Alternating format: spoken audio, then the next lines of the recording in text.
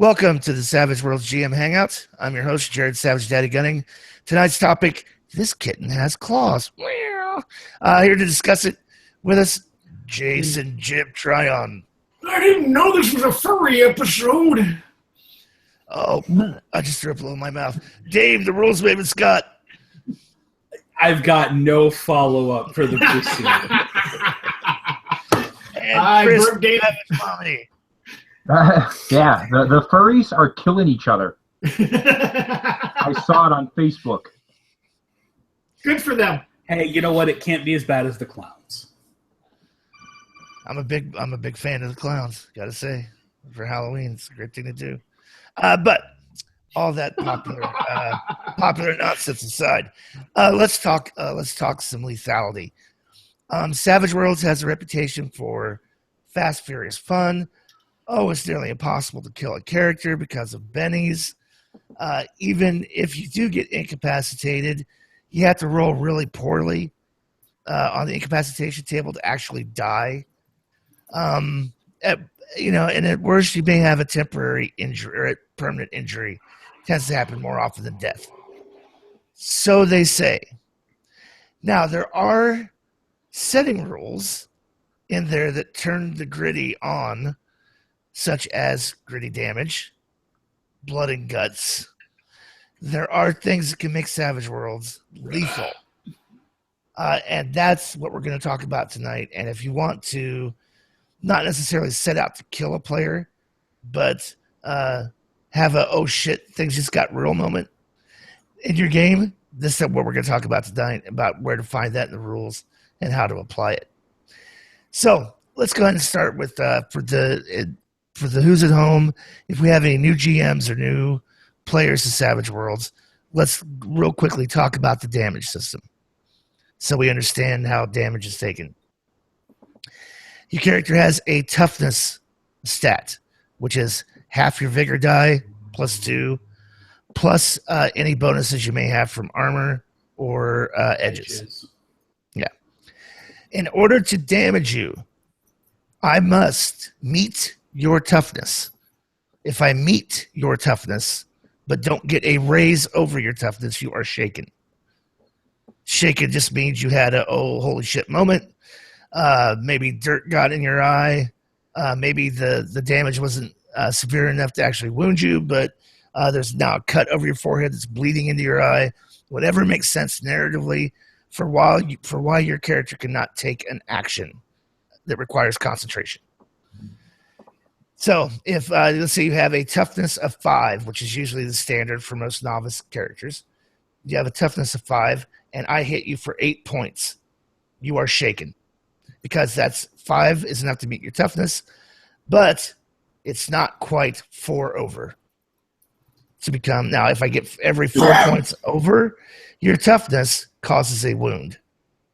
If you were not shaken, and I hit your guy of 5 for 10, you're now shaken with a wound. And every 4 points over your toughness from damage inflicts a wound. Now, we corrected this in the rules a couple episodes back because Dave and I know a lot of GMs in the community go, what's the big deal? You can only take 3 wounds. The 4th one incapacitates you. So why should I make a character soak 12 wounds? Because he took those 12 wounds. He may not be able to soak all of those 12 wounds. And if he can't, he's incapacitated. If you short the amount of wounds that the character has to soak, you make him almost superhero impervious to going incapacitated. Well, let's assume that for a second here that your character does take 12 wounds. To soak that, you would have to roll a 48 on your vigor roll to soak 12 wounds. If we instead say, well, you cap out at 3 wounds, the 4th wound causes incapacitation. So they rolled 12, but you only took 4. You only need to roll a 4 not to become incapacitated, and you only need to roll a 16 to completely soak all of that damage. So you have increased the odds of success exponentially Yep. by shorting that number. And yeah, that sounds great. It sounds very pro player, but as soon as you take the challenge out of the system, as soon as you take that thing out that puts their character in mortal danger, you take away any real reason to roll the dice in the first place. Yes, indeed. And now, the other thing, too, incapacitated does not mean unconscious. It means you could not move, you could not be effective. You may be laying on the ground moaning, sweet Jesus, as you're trying to stuff your guts back in. That could be incapacitated. It doesn't have to mean you're unconscious. You could be trying to crawl away from the battlefield and not having any success. Incapacitated. Now, once you get to incapacitated, now you add all your wound modifiers and you make a vigor roll. On a raise, you have a temporary injury that goes away when all your wounds heal. Is that right? On a raise? Let me hold on. I believe that's correct. Doing this from memory. On a success, I believe you have a same thing, right? Like a temporary injury. It's only maybe a success is a permanent injury. Hold on. Damn it. See, and here's the thing I'm going to throw out there. The incapacitation chart comes up so infrequently in game that I don't know it off the top of my head. But that's not to mean that players aren't constantly in danger of it. So, total of 1 or less, the character dies. Failure, you roll on the injury table, it's permanent, and you're bleeding out. Success, you roll on the injury table. The injury goes away when all wounds are healed. If you get a raise, you roll on the injury table, and the injury goes away in 24 hours or when all wounds are healed. There it is. There it is. Okay. It's that 24-hour window injury. Between the raise and success. Yeah. Now, bleeding out is an interesting situation as well. If your character goes to bleeding out, you do not make a second incapacitation roll. You don't roll for incapacitation the following round. You make a straight vigor check, and if you fail, you die. You die. You do not pass go. You do not collect $200. You die. You roll up a new character. You're dead. Yep. Now, I'm also going to insert this in the conversation. Permanent injury means permanent injury. As in, you roll a permanent injury, guts, agility reduced by a die type to a minimum of D4. If you're playing rules as written, unless there's greater healing in your setting, or you can go, well, we're in a modern setting with this great plastic surgeon, and he paid through the nose, and it was a thing of blah, blah, beauty. They did the emergency surgery. That character is not advancing that agility and die type again through an advance. It is a permanent injury. This is a Jared Gunning asshole GM interpretation of the rules. The official statement on it is that, either way, that you can continue to increase that, but you can't ever remove the decrease. So if you had a D8 and this drops you to a D6, you spend an advance to increase a stat. You could take it back to a D8, but it's still on your sheet in the tracker that you went from a D8 down to a D6 and back up. You can't ever later just go, oh, well, the injury healed over time, and now I'm going to take that advance that I got and move me up to a D10. Just doesn't work that way. Yeah, and if you have the one-leg hindrance, you always have the one-leg hindrance. You don't buy it off as a permanent injury. Unless you, I don't know, unless you get cyber surgery. You can do things about it. You could get a prosthetic leg. You could train it. That's for one leg. Why could you not train it back to where it was before? Because you've spent an advance on it. Are you still taking the penalty of having lost that injury? And here's where you just need to accept that this is an asshole GM interpretation of the rule. It's a Jared Gunningism. Listen, here's what I'm saying. Permanent means permanent. I don't see anywhere under the one leg hindrance or lame hindrance that says you could buy it off with an advance. No, it doesn't. But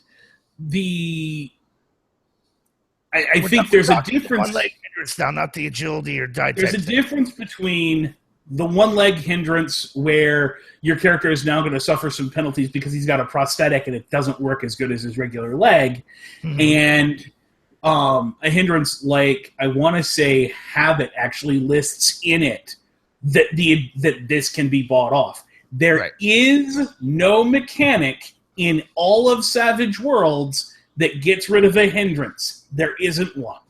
Now, there are some specific hindrances that have rules for them, and in some settings there are setting rules that allow you to buy them off for an advance or two advances or through the course of time.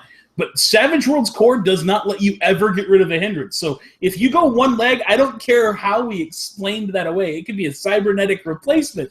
You still have the one leg hindrance on your character sheet. Right. And I'm saying this too with the permanent decrease in die type. Even Clint on the boards says, well, depending on your game, you could interpret that one way or the other. And I'm saying the same thing. You can interpret that one way or the other. I tend to interpret as permanent means, well, permanent. And if we have greater healing, great. Heal that wound with greater healing and start spending in advance, put it right back where it was.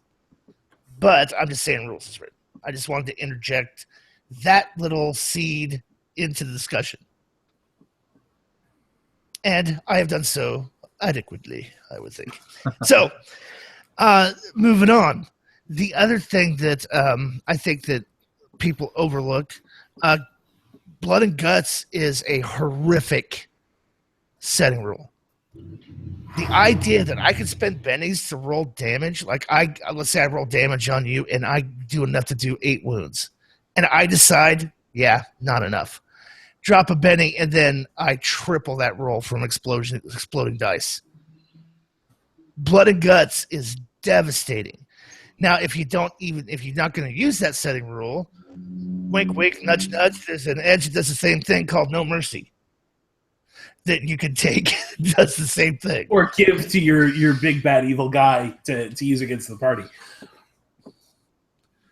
And I think there's an interesting aspect of this that players get really excited when gritty damage is applied to the enemy, or when Blood and Guts can be applied so that they can increase their damage against an enemy.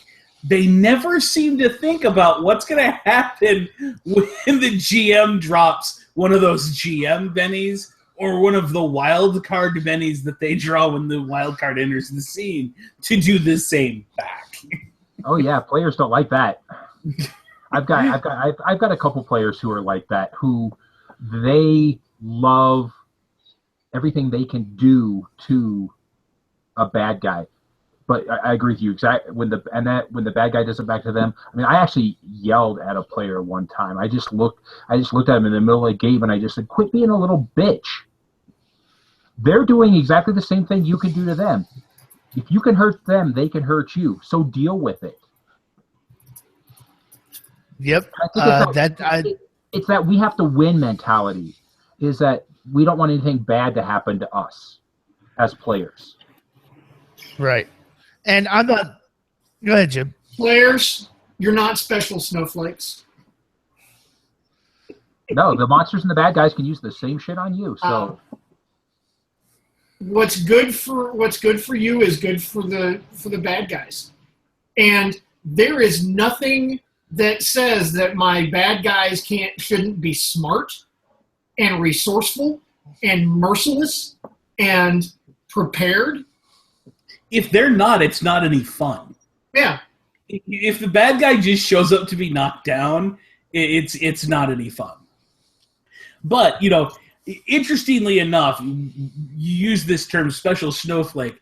It has now been proven. A scientist has recorded at least 2 separate times where they were able to capture identical snowflakes. There's no such thing as the special snowflake anymore, folks.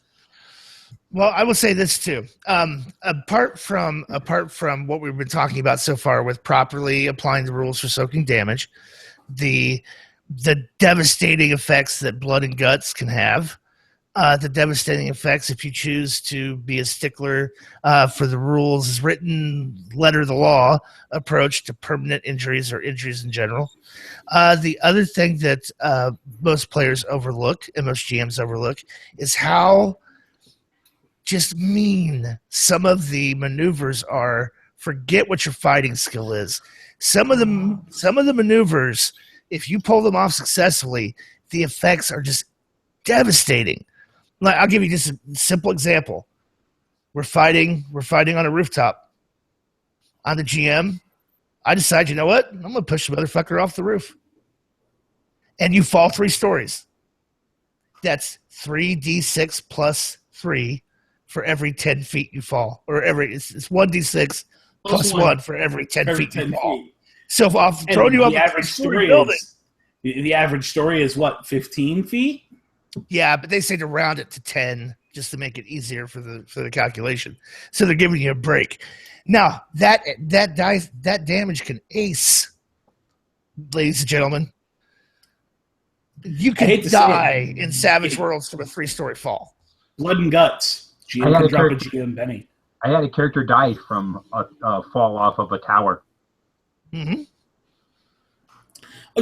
I had a game, ETU, had a player declare they were diving out a 2nd-story window, and I made sure to stop the game long enough to remind the player that this was a 2nd-story window. I wanted to make sure, because we were doing theater of the mind, that they understood this wasn't like they were diving out and they were taking like a 2-foot fall over a hedge. This was, you are diving out of a 2nd-story window.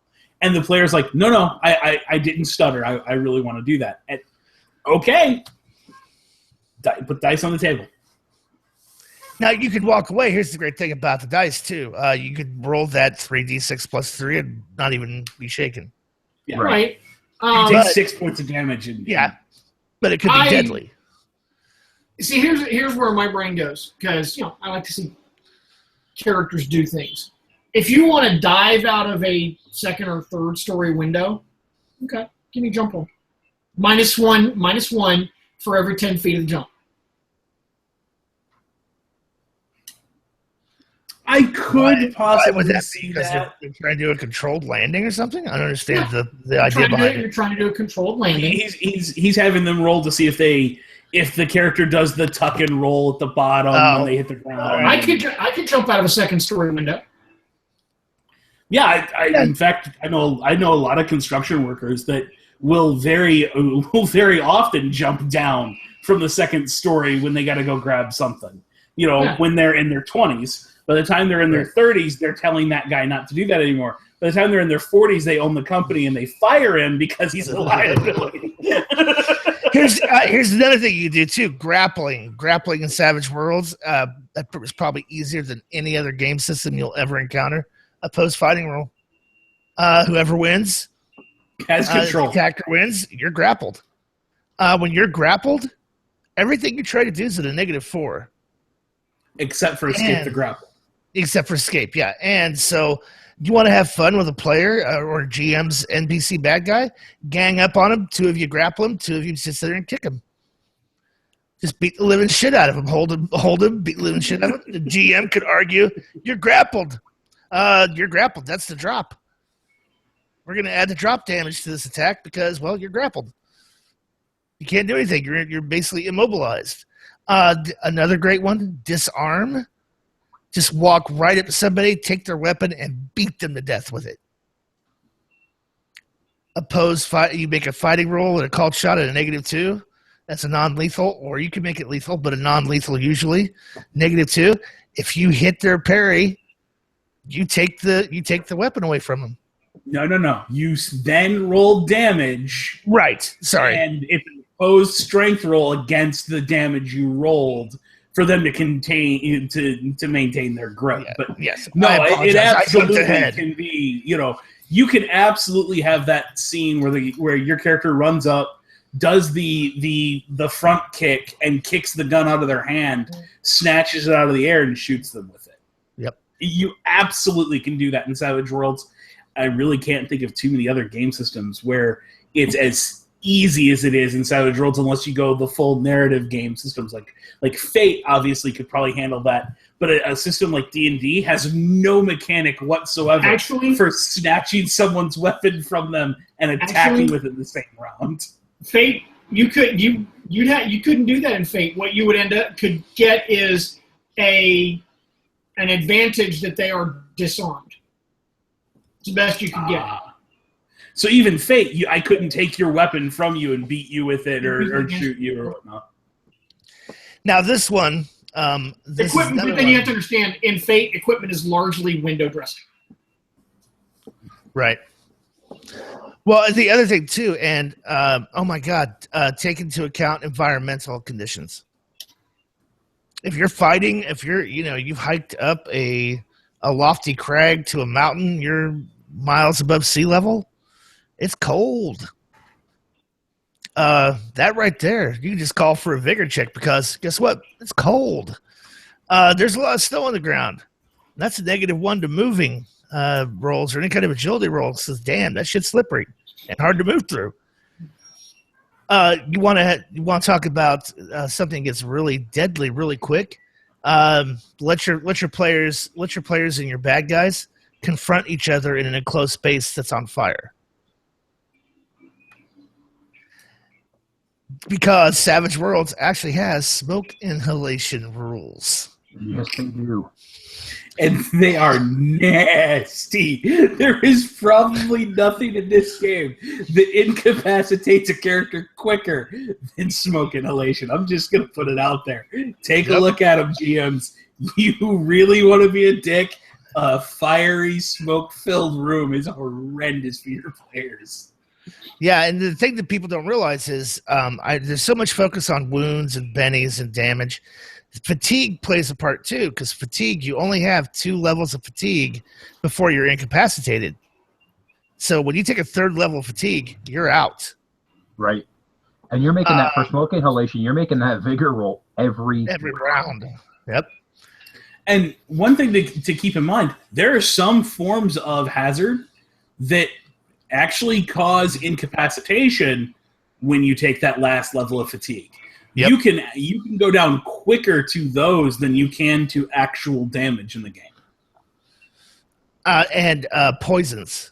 There's rules for paralysis poison, knockout poison, lethal poison, disease. Nasty too. Disease. Oh my goodness! If you want to play real hardcore zombie apocalypse rules, make the bite of a zombie or a scratch from a zombie. It causes a wound. Make it transfer a disease. Yep. And make them actually make that vigor roll to not become infected. But if they become infected, they get short-term or long-term crippling disability. And if they get the long-term one, they have to make a vigor roll at the start of each session, or they die at the end of that session from the disease. Yeah. I had in my Deadlands game, they came up against Pestilence. And he wrecked their universe because every touch he made, if he had made a successful attack, they had to make a vigor roll or contract, some horrible disease. Yep. Now this one I'm going to hand over to Dave because he discovered it. Well, I won't say discovered it, but introduced some people who thought they knew about Savage Worlds to how deadly auto fire is. So I'm going to turn this one over to Dave and let him bask in that glory of deadliness. So interesting thing. Savage Worlds test drive rules actually comes with a crime city little adventure where you've got a small group of Russian gangsters who are going to go steal a thing, and they run up against some other perhaps better armed criminals who are also trying to steal said thing. And I had a group of really knowledgeable Savage Worlds players. Jared was one of them. And they decided to do a frontal assault on one of the groups of enemies, and they didn't bother to check their surroundings at night to see if there were any other enemies. So they jump in, and in traditional pulpy cinematic style, the way that adventure is written, they're walking in and they're just laying waste to these guys. They've got the drop. They drop all but one of them, which was the enemy wildcard, had one wound left at the end of the first round of combat. The players are very, very full of themselves. And then I made stealth versus notice roll, and they all failed. And they hear as 6 guys who were in the building off to one side open up with AK-47s. Each at full auto, each with the drop, even the -2 from auto fire. You're still looking at a +2 to whatever they roll, and all I need is 4s. And you take damage from that first AK. You're taking 2d8 +1, I believe, maybe +2 from that weapon. Do you soak that? Remember, you were also hit 2 more times from this enemy's first barrage. There are 5 other enemies who also rolled, and each one got a varying number of hits. Do you roll the damage? Do you soak the damage? Oh, you want to soak. Okay, great. Make your soak roll, drop your bennies. Good. Now you have fewer bennies. Now we're going to roll another 2d8 +2 points of damage. And we're going to go through that cycle again. Oh, look, you're down. Because of the way automatic fire is rolled, you roll to see what were hits, and you declare the hits after the fact. So I can now say, Jared went down. This next hit was on Jib's character. This next hit was on Chris's character. Auto fire is one of the single deadliest forms of attack in the game because of the fact it's reactionary during the roll, and they have to roll that soak roll individually per time they took a hit. Per bullet, basically, per salvo of bullet, and at a rate of 3, that could be 3 separate rolls at 2d8 +1. Not per enemy attacker. Not 6d8 +3 that you roll all at once and see how much. Oh, haha! All you got was 2 wounds. I'll soak that shit. All individual. No. All individual in sequence and in session. And the second it dawned on me in that game, like, oh, wait a minute, I'm gonna get hit with 3 rounds. Oh God, dude, I'm done. I'm done. Because the first one took me for 3 wounds. I've got to try to soak that just to stay in the game. Okay, I was burned to like 3 bennies and had 1 wound left, and I'm like, here come 2 more shots. Oh, I'm toast. I'm just all kinds of toast. Cinnamon toast crunch. Eggs Benedict, Benedict Arnold. You know, we're talking, that was Jared. That was a good friend of the show, Cam, who has been playing the game for, I want to say, at least 2 years that I know of, probably a bit longer.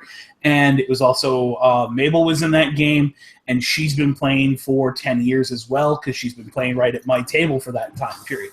These were people who are not novice Savage Worlds players. They just happened to make a blunder that night and put themselves in front of a machine gun squad that they didn't notice, so they failed to stop the drop. And it's a deadly thing. Even without the drop, a character who takes rock and roll is going to make that without the -2 penalty for recoil anyway.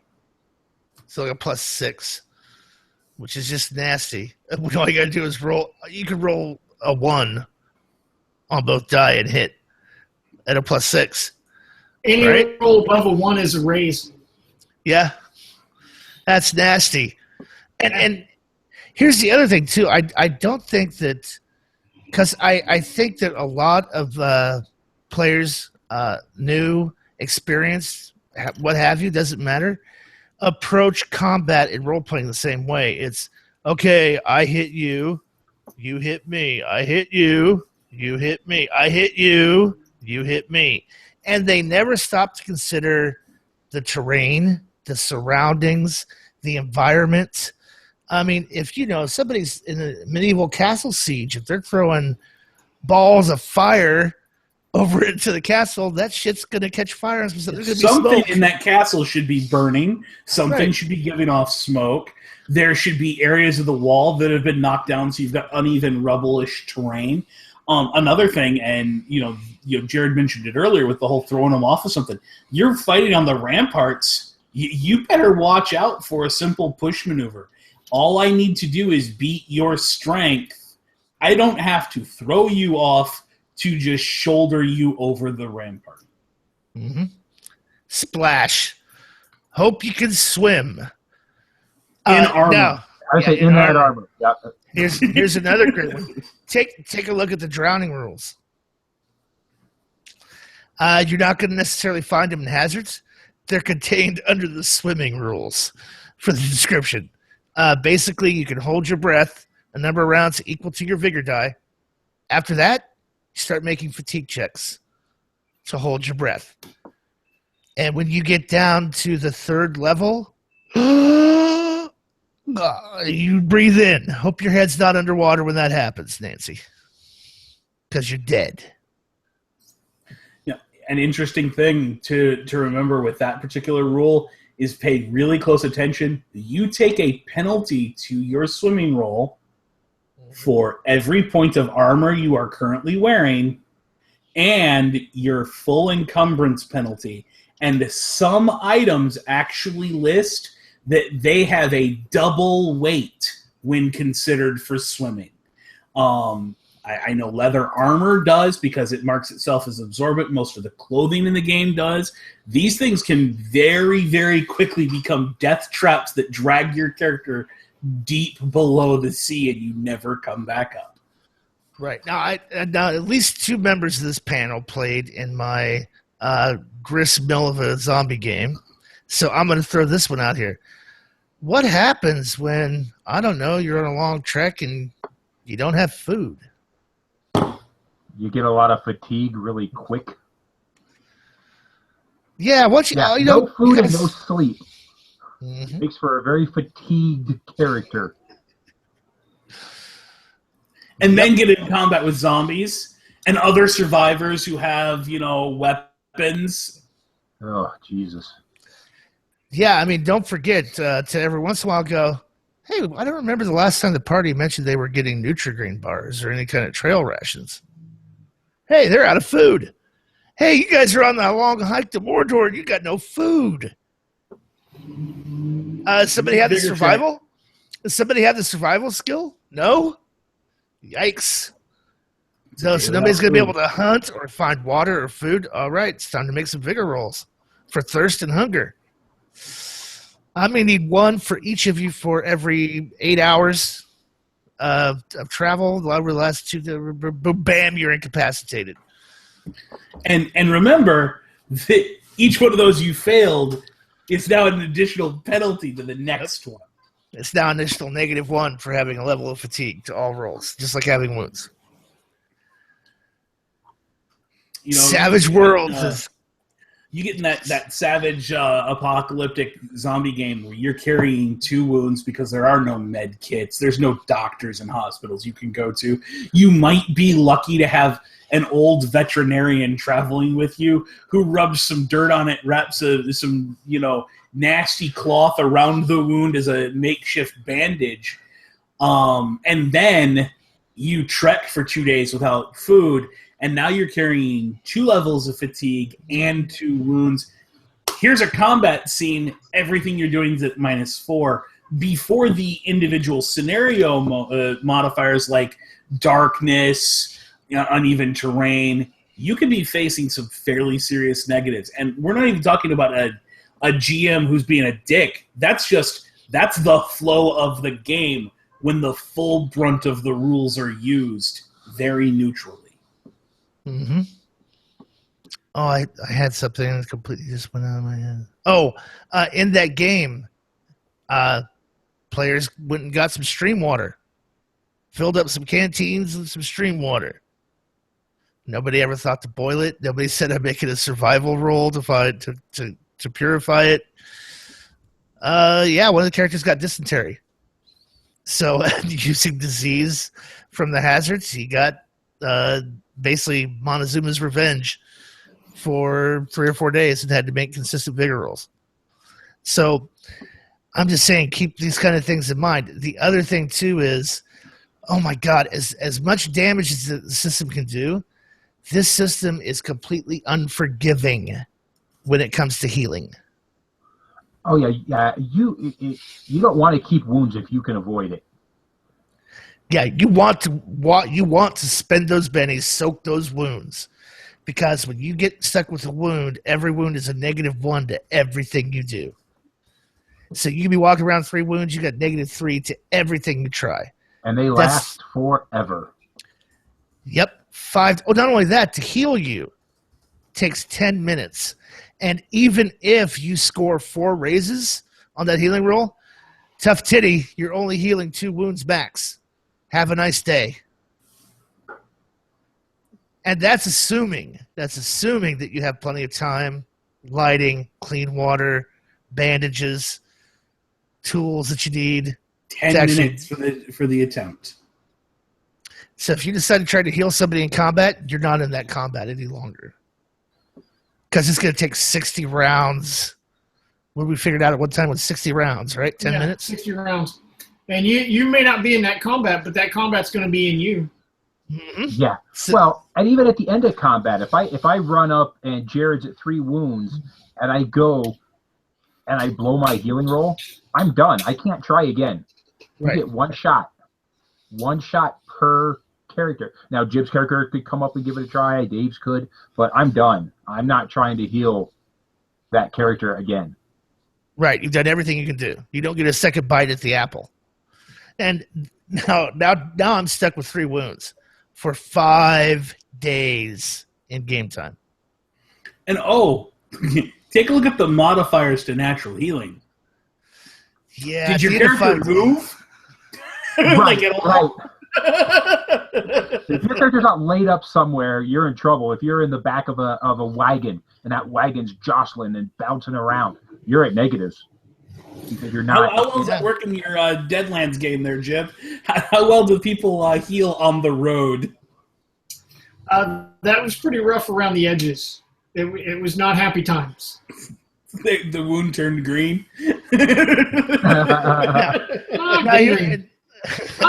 Smells like gangrene. Cut it off. Yeah, does someone smell almonds? And here's the thing: we're not necessarily saying be an adversarial GM and stack all these rules against your player and kill them all, kill the characters, kill all the characters. Ha ha ha ha ha. We're just saying that when it's apropos and it's relevant to the style of game you're playing or a situation, don't give them a free pass. Use all the rules that apply instead of just hand waving. I can't tell you how many people I've seen do combat in Moonlight, and nobody's adding poor lighting conditions, or they're fighting in a cave. Yeah, or they're all in a cave. Mm-hmm. They're in the cave, and one guy's carrying the torch. By the way, how's he carrying a weapon? He's got a one-hand weapon, and he's got a shield, and he's holding the torch in the shield hand. Hopefully. Right. Do we want to deal with encumbrance every freaking round? No.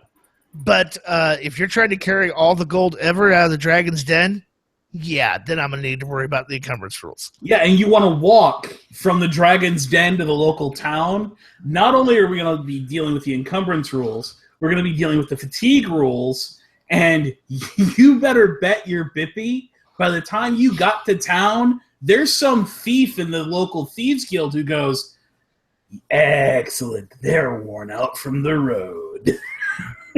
Yeah, if you ever make it to town before getting jumped on the road. Yeah, plus, we're carrying all this treasure. Let's see, vigor rolls. Okay. Did you make any room for food and rations? Oh, shit. All right, give me a vigor roll. Are you gold? Out here. Yeah. You better hope you can eat gold. Are you riding a horse? No, I'm carrying it all. Oh, jeez. This is rough terrain. Yeah, I'm going to add another -1 to that vigor roll because it's rough terrain and you're trying to travel over it. So go ahead and make that a negative. What, you got 2 levels of fatigue and 3 wounds? Yeah, let's make that that would be a 6? -6? Yeah, go ahead. Make that vigor roll -6. You got a D6 and 2 bennies. Good luck. Best of luck. Let's see what happens. Oh, you pass out. You wake up a day later with nothing. Naked on the side of the Naked road. on the side of the roll. Give me a vigor roll for exposure.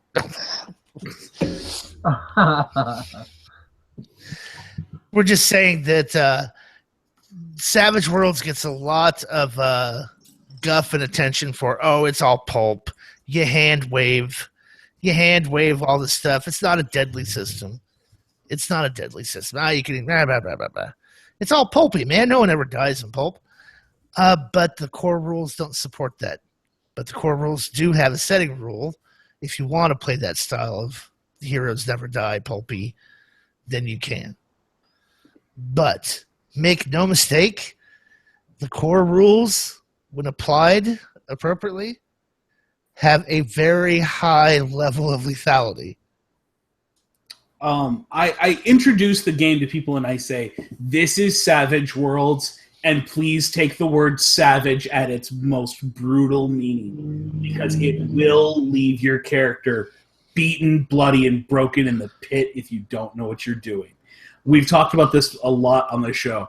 The ring of gunfire cracks through the scene. Jib, what does your character do? Oh, I know. Dive for cover. Why? Because it's Savage Worlds, and it's also narratively freaking appropriate. Now, mind you, I have training in these matters.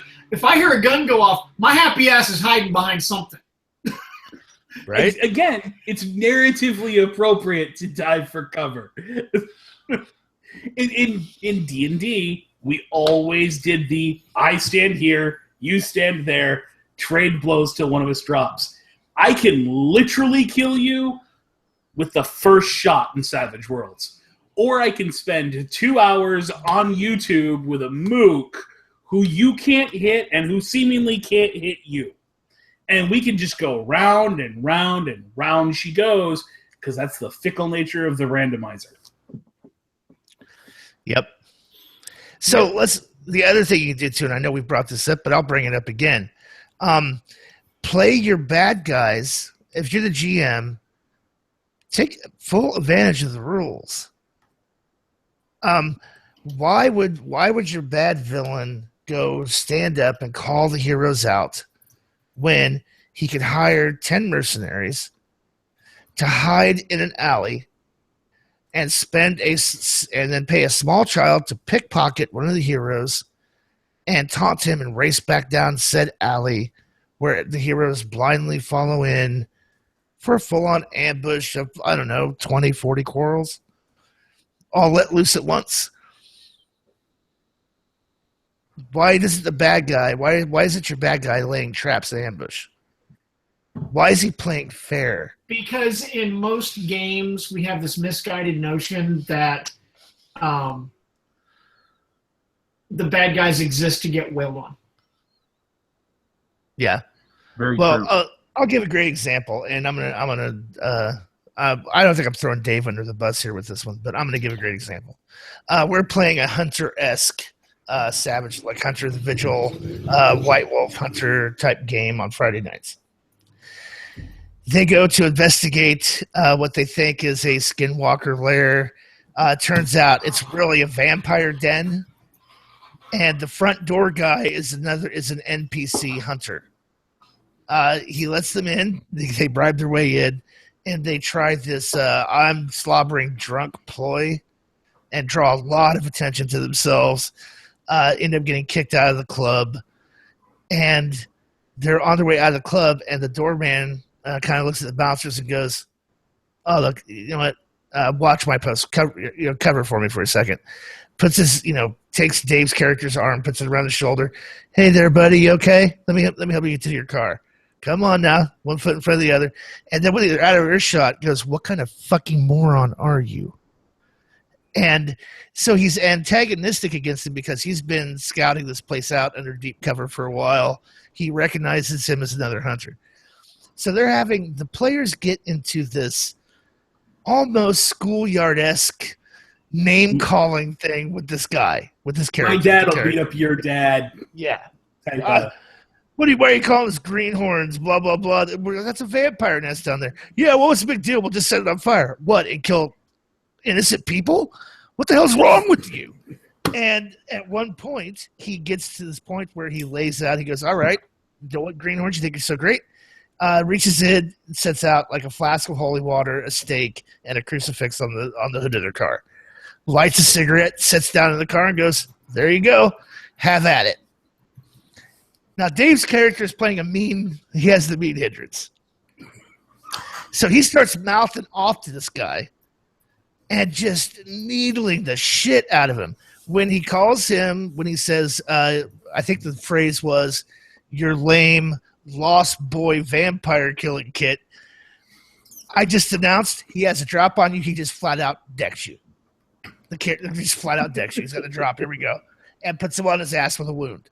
So, like, that's what I'm saying. Even with an NPC that's not the villain,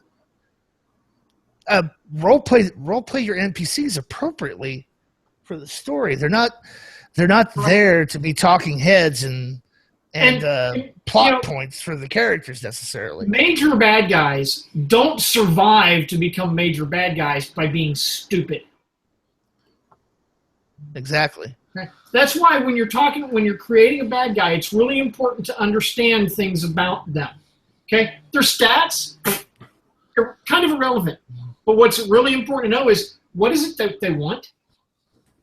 What kind of resources do they have? And how committed are they to it? Yep. Because what they want is what drives them. What kind of resources they have indicates how they will go about acquiring it. How committed they are to it tells us the point at which they will tap out and go, I'm out. I'm done. I'm leaving. I think a good example of that is the Conan the Barbarian movie from the 80s, but flipped, where the heroes are Khazad-dûm. They're arrogant. They have all the resources in the world. They're not afraid of anybody because, well, they've been running around in your game kicking everybody's ass. They're kind of the Khazad-dûm character who just rolls in, rampages the village, and kills Conan's parents. So now, if you take a look at Conan as the villain, kind of flip the script for a second and take him as a villain, what is his motivation? You killed my parents.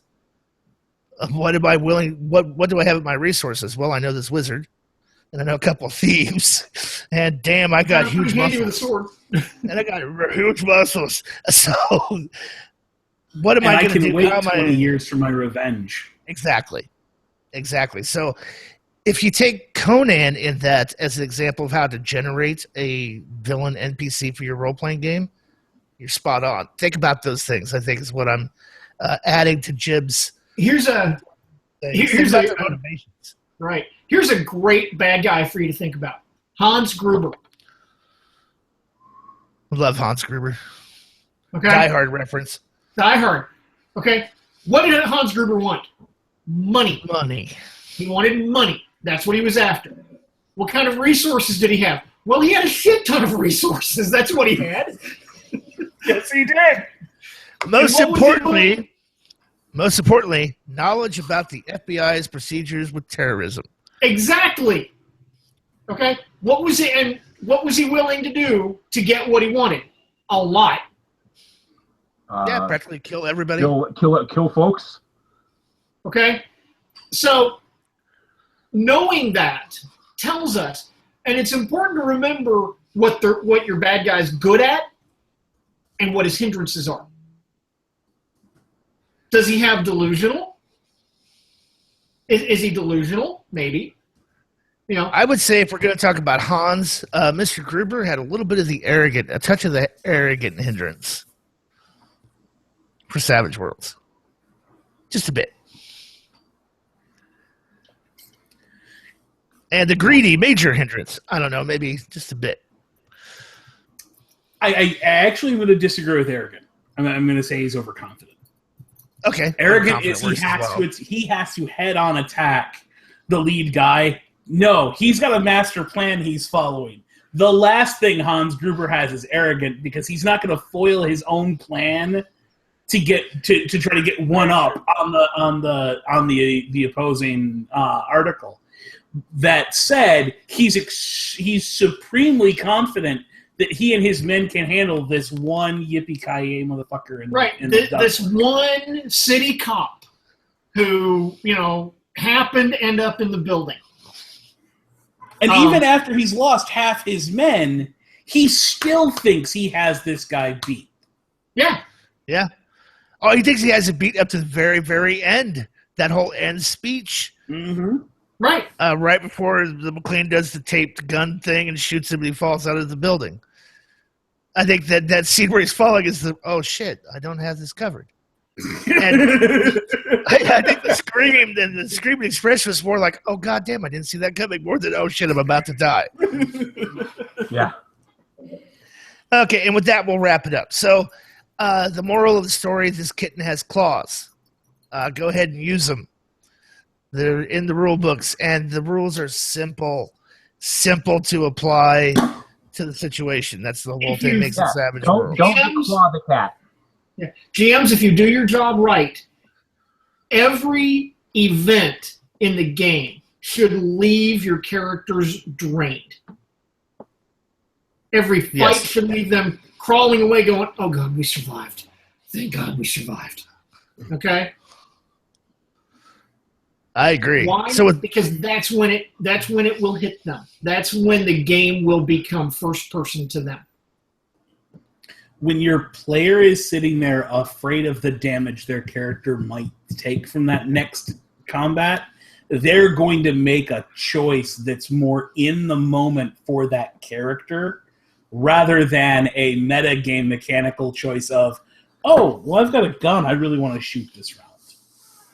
Mm-hmm. Or I got this edge I want to use. I'm going to shoot with two guns because I'm cool that way, cool like that. All right. So with that, we'll go to a very brief Pimp It. We'll start with Chris. Pimp It, Chris.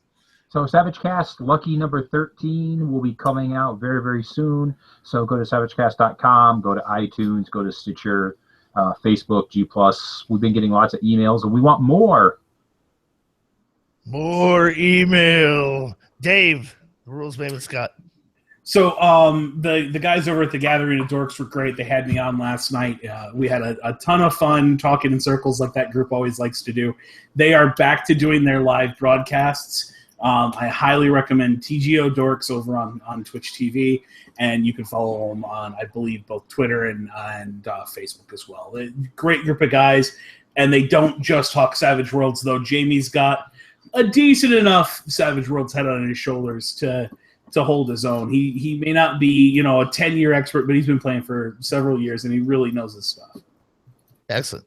Jib. Pimp It. As always, the Happy Jacks RPG podcast. You can find us on iTunes. You can find us on social media. You can find us on Twitch. You can find us at happyjacks.org. We stream most Saturday mornings right now, around 10:30 Pacific time. Excellent. Follow the podcast. You can also get one more. And you can also get our actual plays through the Twitch channel. Through the Twitch channel. Excellent. Follow the Savage Worlds GM podcast on iTunes. Subscribe on YouTube. Follow us on Twitter at SWGMH podcast, and the same on Facebook, SWGMH podcast. Until next time, this is Jared, Savage Daddy Gunning for Chris, Dave, and Jib, saying keep rolling and stay savage.